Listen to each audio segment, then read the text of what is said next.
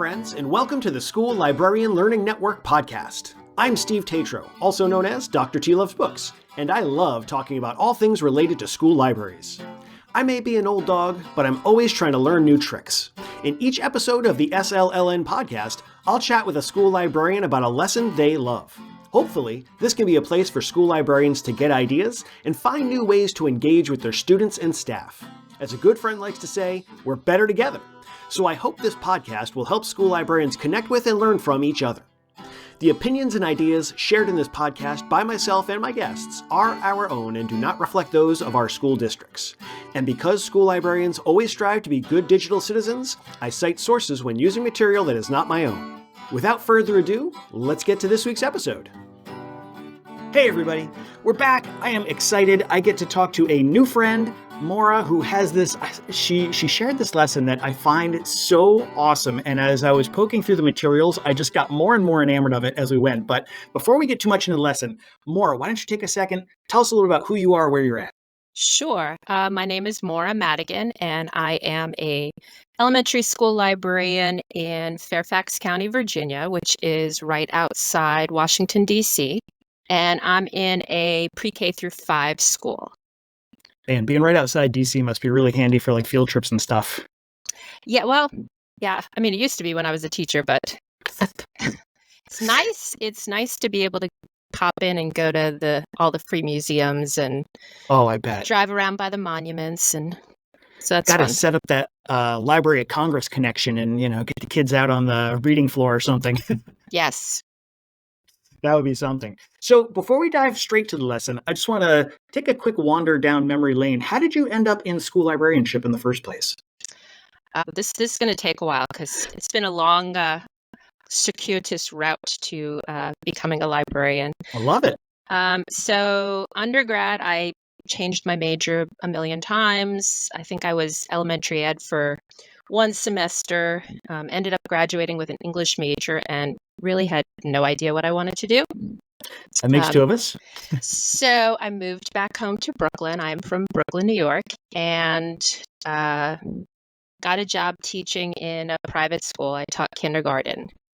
And I kind of thought, well, this is great. This is fun. This is what I want to do. And proceeded to get my teaching license while I was also getting my MFA in creative writing. So I'm a little bit of an anomaly in that I actually don't have any degrees in education. I do have the equivalent probably of about 3 master's degrees. So it's a little bit strange. I went through the back door. Love that. So I taught kindergarten for 3 years, and then I got married, moved to St. Louis. My husband was getting his PhD at the time, and I was the director of a preschool and daycare center. Then we moved to Virginia.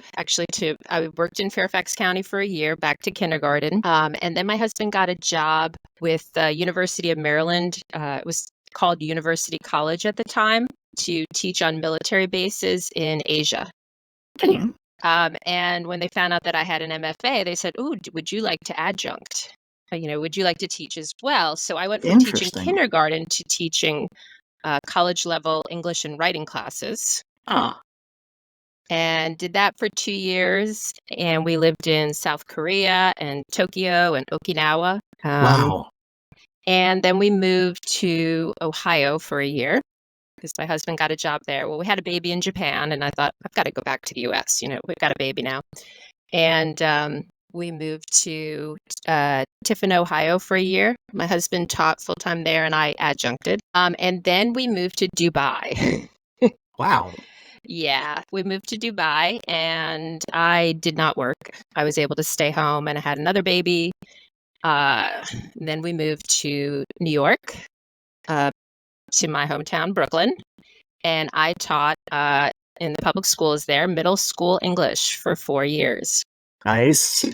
And we really thought about staying, but we moved around so much that I kind of got used to it and really liked it. Yeah. So we went back to the United Arab Emirates to Abu Dhabi this time. And my husband was teaching, and I worked for a British company on a school reform project. So the Abu Dhabi government, they wanted to reform the public schools. So they hired all these foreign companies to come in and basically be like instructional coaches. I think that would be the most, the closest thing that we have here. So I was working very closely with the teachers, kind of modeling lessons and lesson planning. I taught ESOL. So we did that for a couple of years.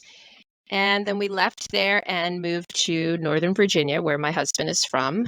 And I've been here now 12 years. So at first we moved back. I taught sixth grade for 3 years. And honestly, growing up, I didn't have, I never had a school librarian. So my really first experience with having a school librarian was when I came to Fairfax County. And I thought, wow, that looks like an awesome job. That has everything I want in a career.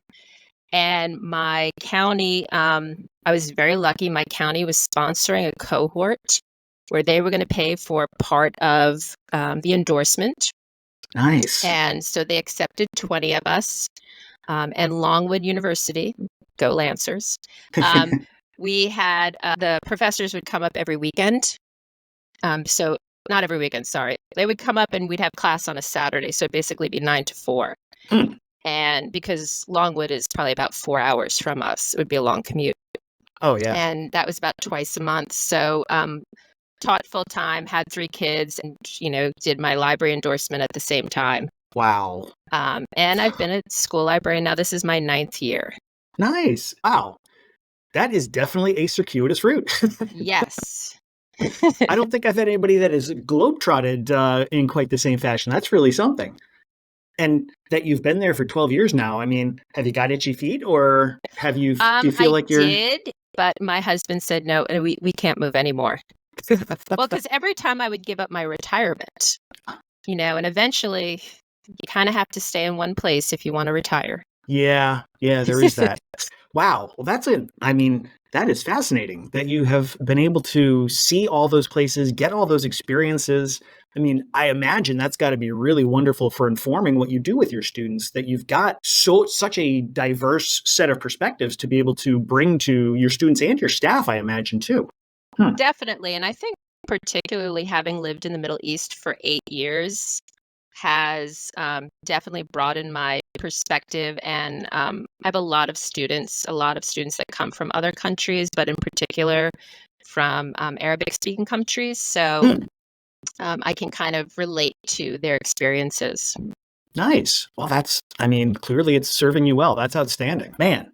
So that's an awesome story. We're now going to go to a slightly different awesome story, which is the story of this lesson that you are sharing. So you had shared this idea, and I've looked it over, and I'm just it fills me with joy to just read through and see how this goes. Why don't you tell us, first of all, what do you call the lesson? It's not really a lesson. I would think of it more would fall under like a project. Yeah. Because it's not just a one and done. And there's not really a particular order once you kick it off that you have to do the activities in. Mm-hmm. So I call it the Reading Rescue Pet Adoption Program. And I got the idea actually from, I think it was Future Ready Librarians. I saw a post on there from a librarian in Iceland. And she had done a similar program with her students. She had a much smaller school, and they had vets come in. And I think it was maybe last year I saw it, and I filed it away, and I said, this is something really cool that I want to try. So this year is my summative evaluation. And my goal, I focused on 3rd grade reading, because that's one of our school improvement goals, is to focus on 3rd grade reading. And I thought, how can I support the school's goal and really target 3rd grade reading? And I have a series of strategies that I used, but this was one of them. This one is, I think, such a fun one. Like, I don't know what your other strategies were, so I don't mean to denigrate them in any way, but this is just such a fun, like, looking at this. Sorry, I'm jumping ahead. Let me take a step back. I got a little excited. I apologize. So, as a student, what am I going to see when I come to the library as you're getting ready to start this? Okay, so when I do anything like this, like I do a book tasting or something like that, I never tell them in advance because I want to surprise them. And actually, when they come to library, I like to mix things up so they really don't know what they're going to get when they come. Sometimes it's centers, sometimes we're working on a project, sometimes it's a book tasting. So they always come and they wait in the hallway and they're like, "What are we doing today?" Building the suspense. I love it. Yes. So I didn't tell them. The teachers did know, but I said, please make sure you do not let it slip. So I had the whole library decorated like it's basically like a pet adoption, right? When you have these rescue pets, and I'm thinking of outside the pet store where they're trying to get you to adopt these pets. So I had signs and I had some balloons and the library was, moved the tables around a bit. And I had all the pets set out on the table that they could choose from. And they were kind of like, what is going on with, all of these stuffed animals, or some of them call them plushies.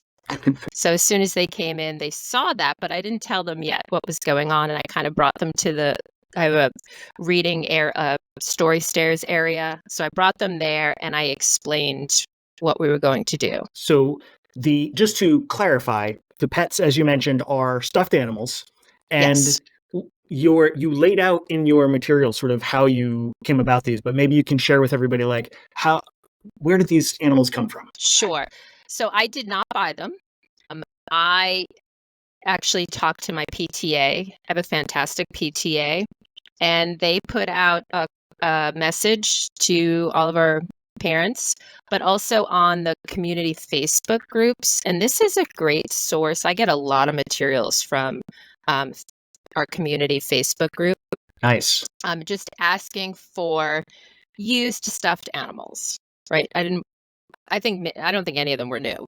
And I want to say, and I said my target, I think, was 75 because I have 66 third graders. I wanted to get at least 10 more so that everybody got a choice, even the last student. Mm-hmm. And I want to say I had 100 within about 2 days. Wow. That's awesome. Where I had to say, okay, please no more now. So then I brought them all home in kind of waves to wash and dry in my washer and dryer. Where my husband was saying, okay, how many more of these now? I did, when I sent a letter home to the parents explaining what we were doing and letting them know that at the end of the year, the students would be able to bring the pets home. I did share that although they weren't new stuffed animals, they were clean, that I had personally cleaned them all myself. Yeah. Because I could definitely see some parents thinking, ugh, well, I don't want this, secondhand toy in my house. So I got all the stuffed animals. So here's what I would suggest. And this I learned after the fact.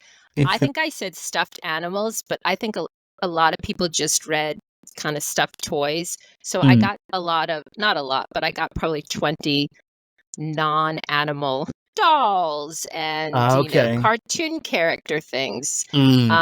So I picked out the animals, and I also picked out some mythical creatures.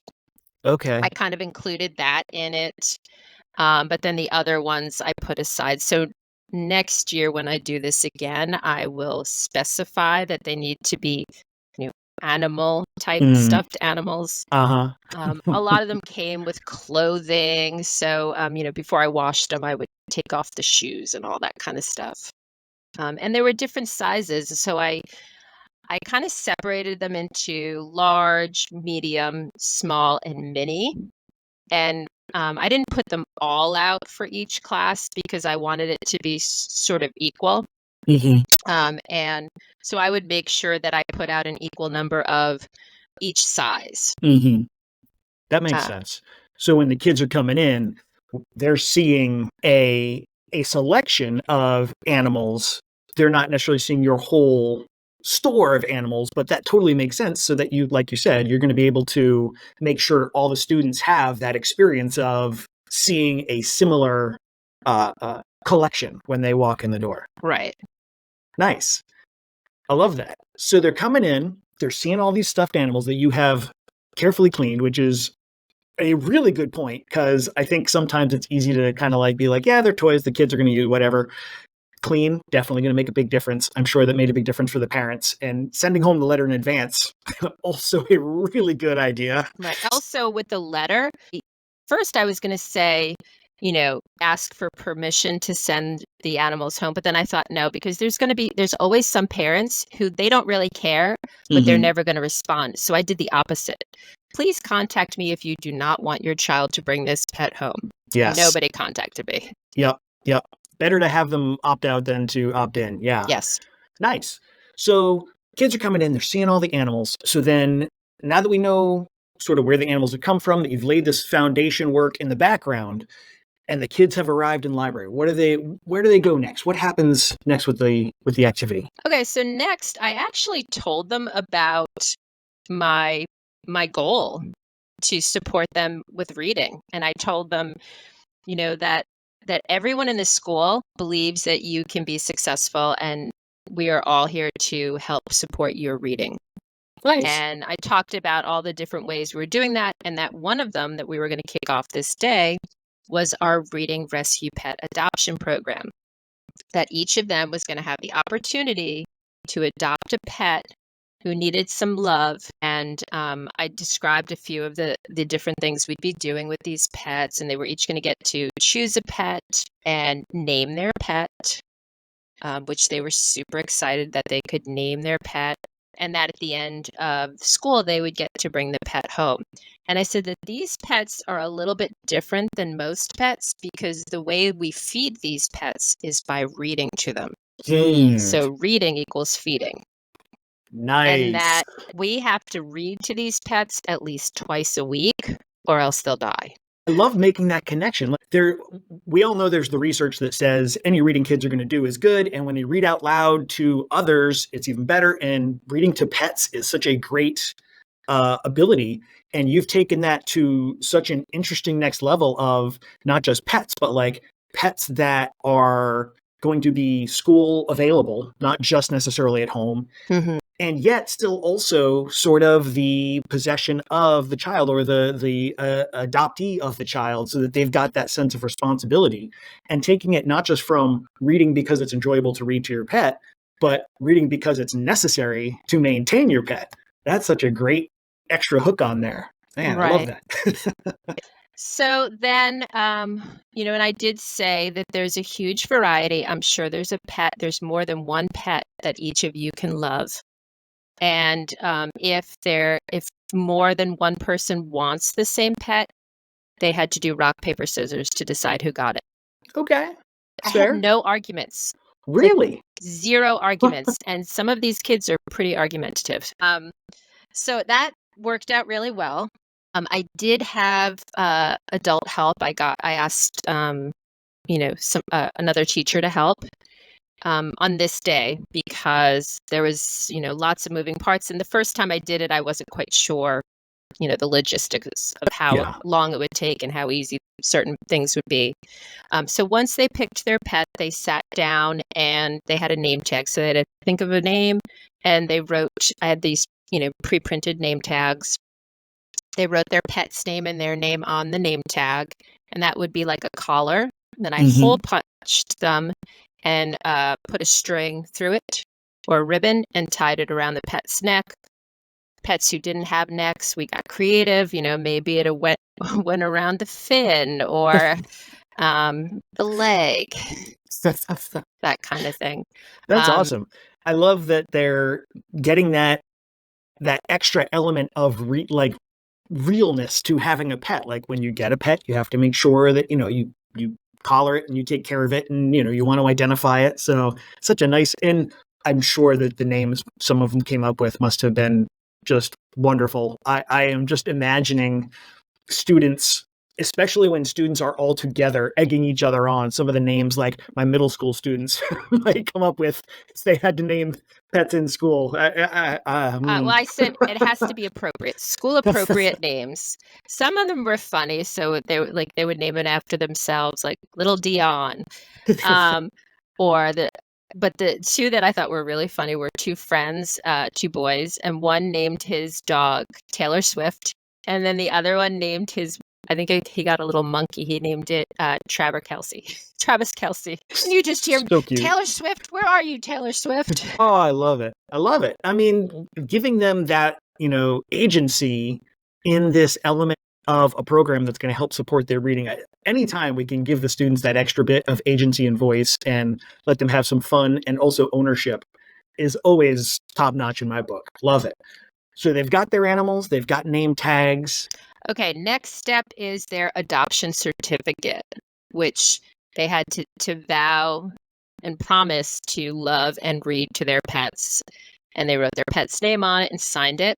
And then I had the other adult taking a picture. So they got a picture with their pet. And then I printed all these up. And part of the activity on another day is they have pet memory scrapbooks. So they created scrapbooks. So I printed those pictures out and taped it to the front of the scrapbooks for another time. What I think I would do differently next year is actually put the adoption certificate as the last page in the scrapbook.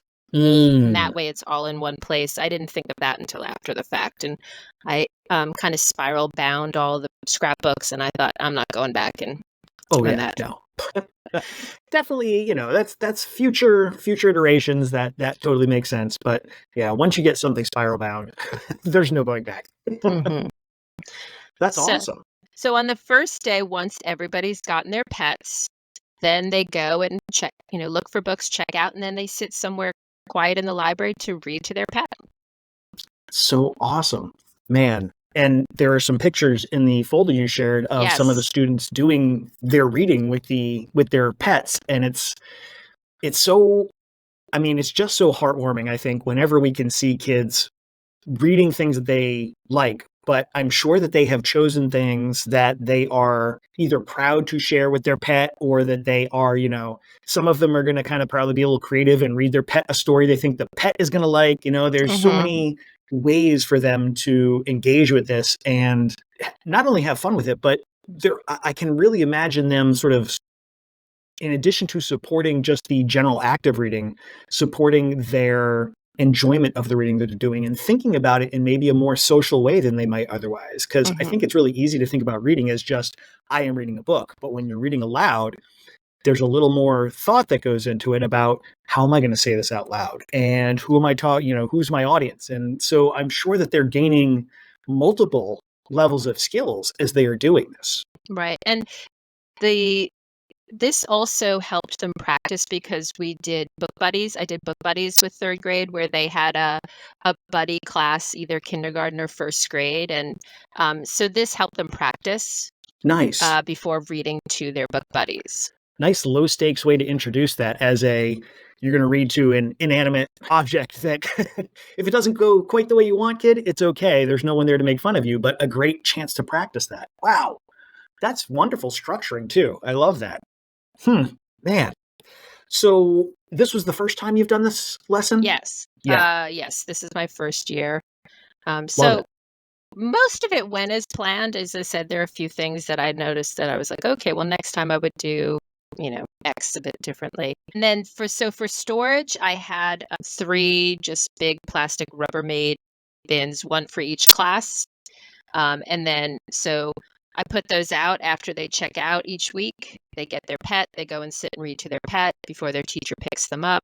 They put their pet back in, and they live in the library. And then the teachers on Fridays would send 2 monitors to come and get the bin, bring it back to their classroom so they could do independent reading with their buddies as sort of a treat for Friday afternoons. Nice. That's awesome. And how long did this go on with the pet, with the pets staying in school before they went home? So we started this in March, and I still have the pets. They'll go home the first week in June because we have a few more things that we're using them for, but they've sustained interest, which I was thinking, okay, how long are they going to really like doing this? But it's very cute because one of the teachers, she'll send me pictures of the kids reading in the classroom and, or Buddy reading with a friend and their pets. And she said it's a good incentive for them to read more. Well, she'll say, okay, if we finish this, we can get our pets for extra time today. Nice. That's awesome. I mean, because we're humans and we're going to bond with anything that's got two eyes attached to it. So I can see the kids really getting attached to their pet animals, and the repetition of it really bonding them with this idea, and also just raising that serotonin level while you're reading. That's a wonderful thing too. Like just making the act of reading a real pleasurable experience for them, not just a requirement that they have to do for this many minutes. Like, I'm sure Right. that is just feeding into so many great elements of reading support. Man. And I would be curious in future iterations, maybe not even future iterations, but you're in a K6 school? 5. K5 school. So will you see these third graders again in the future? Yes. I I'm on the wonder. master for K through 5. So that means I Okay. see them same time, same place every week. I'm really curious if next year or in the year after, if they're going to hang on to their reading buddies, if they're going to continue to read to them. I'm curious too. I will say I'm thinking I'm going to do this with other grades next year. There were a lot of jealous 4th and 5th graders even, Oh, I where bet. I thought, maybe they're too, even at 3rd grade, I thought, are they too old for this? Not too old for stuffed animals, but I think I was wondering, is it going to be a little too little kitty for them? But even the 4th and 5th graders are like, what's with these stuffed animals? What's going on? How come we can't do that? So Yeah. I may open it up to other grade levels next year. I love this idea. I think 7 and 8 might be a little too old for it, but I might try it at some point because, man, I can see there's absolutely going to be at least some kids who would be into just having that extra incentive and extra sort of attention of, I've got a pet. Look at, so I can see that being a good reinforcement. Yeah, I think if I were to do it in the middle school, I would make it an opt-in where Yes. you might have a big display and you might have these pets and adopt me, please. And then I could see it being something that gets popular, like, they see other people doing it and then they want to do it too. Or you could even just have them, read to their pets in the library and then put them back. Yeah, absolutely. For someone else to read to the same pet. Yeah. I think I can definitely see my wheels are turning. I'm already starting to figure it out. I love it. So you've already had a couple of things that as you went along through this iteration of it, you were like, the next time I'm going to think about this, going to think about that. Do you have any suggestions for anybody who's like starting this for the first time and as excited about it as I am that we should have in mind as we go into it for the first time? I think it helped that I started just with one grade level. And so we're a small school. We have no more than 3 or 4 classes per grade. So maybe find a grade level that, at least at the elementary level, that you collaborate with or you think are going to be really receptive to this, because it's been helpful having the teachers' support. I bet. Especially with the, it could be done totally in the library, but it's really nice that the teachers let them get the pets for their independent reading in the classroom. Also, their pet play dates. That's something that the teachers are doing. Like, so you can schedule a play date with friends from another class and their pet. Yeah, that's something that's happening outside of library specials. That's awesome. So having the teacher's support has been really helpful for that. I also love anytime we can take the library beyond the library walls and sort of help both the staff and the students see like what goes on in the library doesn't just live in the library, that it can travel. It should travel. It should be part of what you're doing all over the place. right? Another thing that I'm finding, I think I will start this earlier next year because I'm finding that some things that I want to do, I've kind of run out of time. So, for example, the final activity that we're working on in the library is they designed and they're building beds for their pets, so their pet has somewhere to sleep when they take them home. Nice. And unfortunately, one of my classes, my Friday class, I just don't have enough time. I don't see them enough before the end of, so like we end Wednesday, June 12th.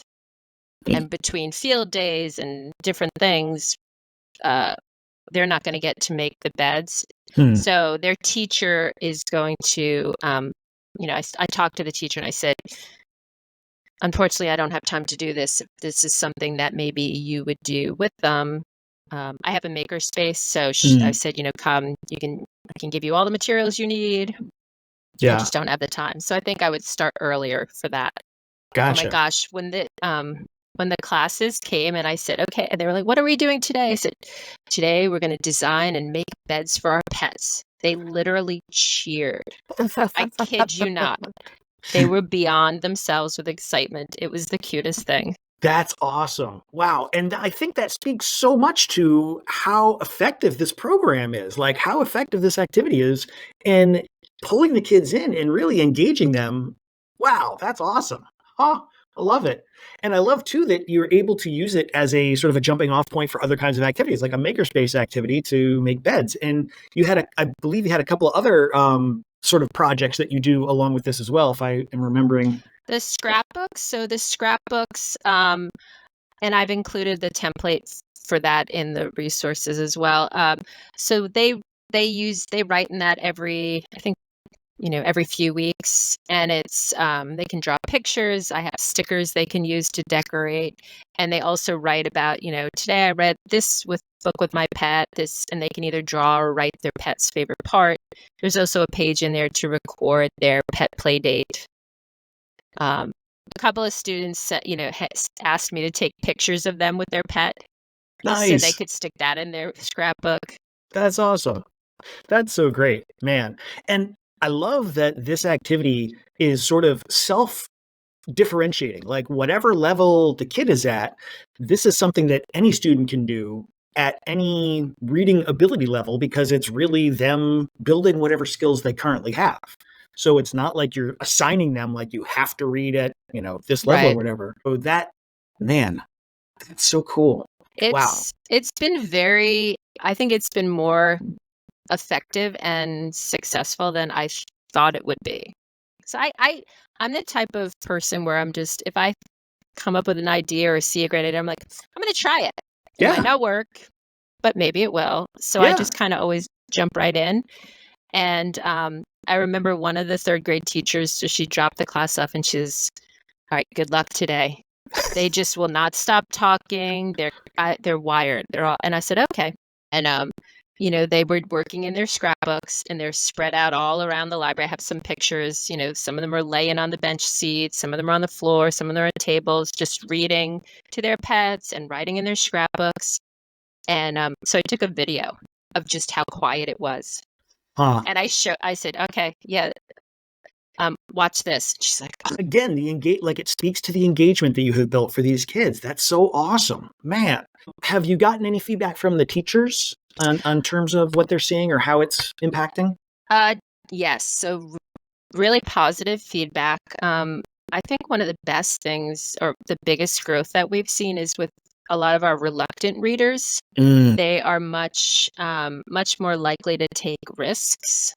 Nice. And, we had some students in this group that this was a grade level that's greatly affected by COVID closures, right? During the fundamental years when they were learning to read, it wasn't the best situation.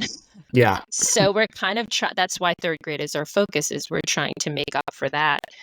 So we do have some students with reading is a challenge, right? It's still really hard for them in third grade and they're not reading fluently. But noticing that those students are much more willing to read and to read for longer periods of time. That's what we were seeing before, that they don't have a lot of most students at this age group, at least, did not have a lot of reading stamina. So being willing to sit and read for, 10 to 15 minutes to your pet it's a big win. Absolutely. And you've established that safe space for them where they can practice without necessarily feeling like they're in the spotlight. I imagine that has a real impact especially on those reluctant readers. Man, this Definitely. is such a cool lesson, a cool activity. I love this so much. So glad you enjoyed it, that you shared it, because I just am thoroughly tickled by this whole process. It was definitely fun, and I'm so glad that I won't try to pronounce the school librarian's name in Iceland. I'm so glad that she shared this. And honestly, I think that's, kind of the power of social media is sharing. You come up with a great idea, you share it with somebody. And so valuable for the school librarians, particularly when we're like the only one in the school, or maybe even the only one in the district. Absolutely. You need that wider network. Yeah. Oh, I'm totally with you on that. Totally with you. Well, thank you so much for sharing this lesson and bringing it to our attention and letting us know how awesome this is. We're now going to go in a completely different direction. It's time for our book break.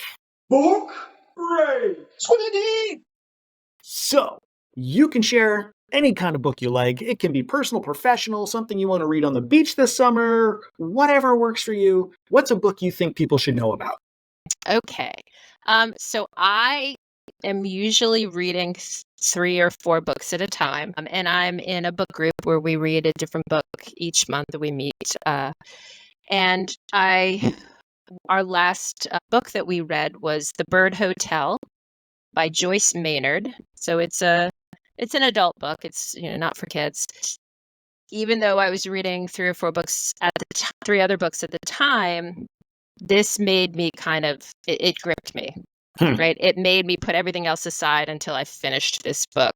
Nice. And it's about a young woman named Irene who has a lot of tragedy in her life. And she's about to give it all up.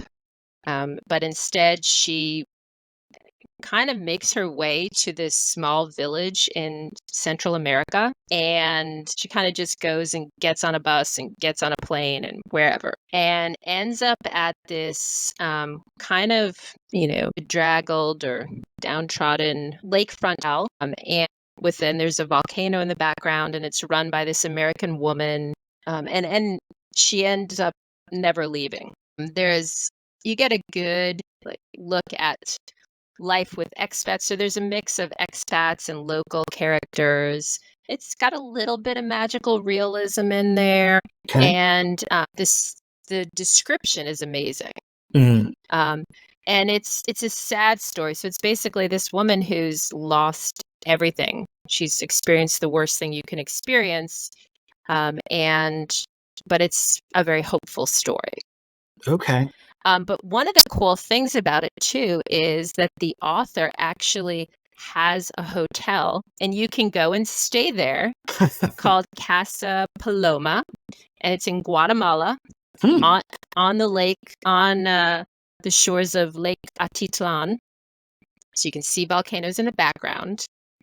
And so my book group's plan is to go and stay in this hotel sometime. Nice. Wow. That'd be cool. I love that. So it's art imitating life, imitating art. Right. I imagine the author, based a lot of it on, the village near where her resort is, and all of that. But I don't necessarily think these things happen to the author. Probably. Yeah. No, but that sounds great. Wow. I'm going to definitely look into both the book and the hotel. That sounds like a really wonderful location to experience. The pictures are amazing. I mean, of the resort. I really, bet. It looks like a really beautiful place. All right. Well, let me add that to the bucket list. That's awesome.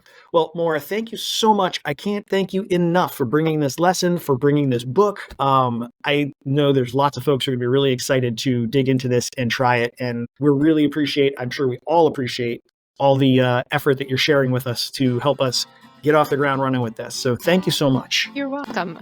It was very exciting to be part of this podcast because I listen to your podcast when I drive to school in the morning. Thank you. I appreciate that. Thanks for checking out this episode of the SLLN podcast. Be sure to check out the show notes, which include not only a link to the lesson, but also links to the SLLN website, home to a curated list of free upcoming virtual events and resources for school librarians. It's easy to become a member of the network. Just visit the site and use what you like. If you have an idea, a question, or a lesson you want to share, you can email schoolliblearning@gmail.com. That's school, L-I-B, learning@gmail.com. Know someone with a great school library lesson? Let us know. Until next time, be safe, be good, and be well.